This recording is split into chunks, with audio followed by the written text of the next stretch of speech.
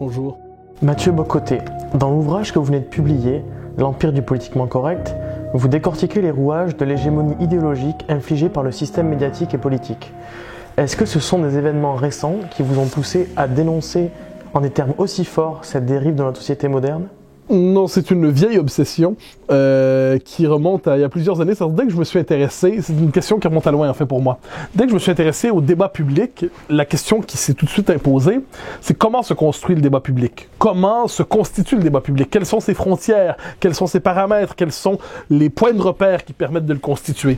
Et très rapidement, ce qui m'a frappé, c'est que dans une société, dans une démocratie, certains points de vue sont naturellement acceptés comme étant légitimes, acceptables dans l'espace public, et d'autres ne sont présentés qu'à condition qu'on leur assigne une espèce d'écriteau, donc attention, danger, on colle une étiquette infamante pour s'assurer qu'on sache à l'avance que les gens qui vont parler sont infréquentables. Comment se construit le débat public? Qu'est-ce qui fait que certaines options sont admises et d'autres ne le sont pas? Qu'est-ce qui fait que certaines opinions peuvent nous conduire aux marges sociales, peuvent nous conduire à la pire des étiquettes, peuvent nous transformer en infréquentables absolus? Et inversement, quelles opinions sont au cœur du système médiatique? Donc j'ai cherché, c'est une question qui m'obsède depuis, je me rappelle en fait mon doctorat, comment se construit le système de légitimité politico-médiatique? Alors finalement, il fallait un jour que j'écrive un livre sur cette question, je l'ai fait. Vous êtes québécois, mais vous êtes un observateur attentif de la société française. Quelle place tient notre pays dans ce triste constat que vous effectuez ?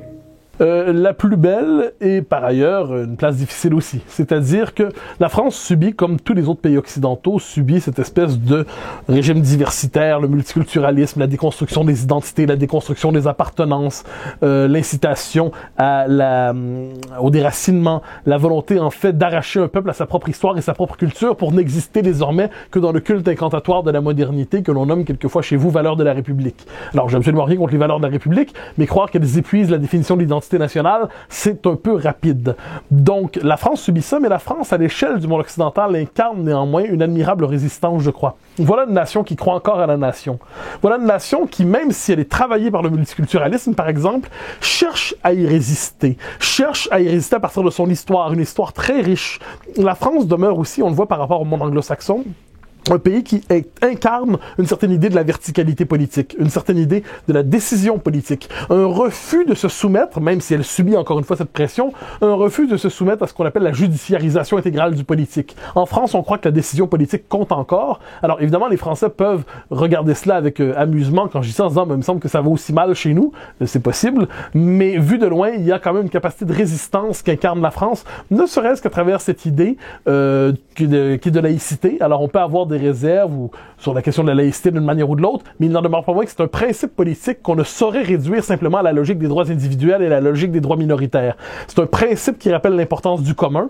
Ensuite, quant à moi, le commun ne saurait se réduire évidemment à la seule laïcité. Ça s'inscrit dans une histoire, une mémoire, une langue, des mœurs, une civilisation. Et de ce point de vue, je pense que la France s'incarne partout à travers le monde aujourd'hui, encore aujourd'hui, une forme de résistance à la dérive de l'époque. Vous ne vous contentez pas d'effectuer ce triste constat. Vous proposez également des remèdes. Quels sont-ils ? Quelques-uns, en fait. La première idée, c'est de restaurer les conditions d'une parole publique libre. C'est-à-dire, il faut transgresser, sans verser, bien évidemment, dans la transgression abjecte, ça n'aurait aucun sens, mais il faut transgresser les interdits idéologiques qui préformatent la pensée, qui nous obligent à penser dans certains termes, comme s'il fallait répéter une forme de catéchisme progressiste pour participer à la chose publique.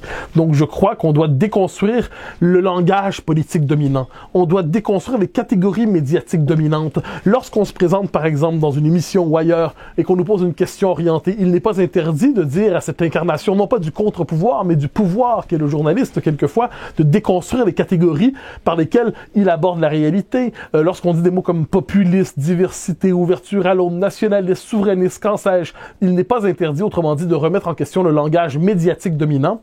Je crois que les politiques doivent le faire, les journalistes doivent le faire, les intellectuels doivent le faire, les militants doivent le faire, remettre en question le langage médiatique dominant qui porte en lui-même une idéologie qui ne dit pas son nom. Quel conseil donneriez-vous à la jeunesse française? Je n'ai pas ce culot, mais si je lui en donnais un néanmoins, je lui dirais d'être française. C'est quand même pas si mal. Vous avez la chance d'être français. À l'échelle de l'histoire, c'est une heureuse identité nationale. D'ailleurs, de ce point de vue, nous sommes les héritiers lointains de ce privilège que d'avoir été français. On était la Nouvelle-France, nous, les Québécois, pendant longtemps. Maintenant, on est le Québec. Mais je crois que si la jeunesse française peut être française, fidèle à son histoire, attachée à son pays, une civilisation spécifique, une civilisation qui attire encore, je crois, qui incarne la meilleure part de l'expérience humaine, je crois que ce serait une pas mauvaise manière d'habiter le monde. Merci, Monsieur Boccoté. Au grand plaisir.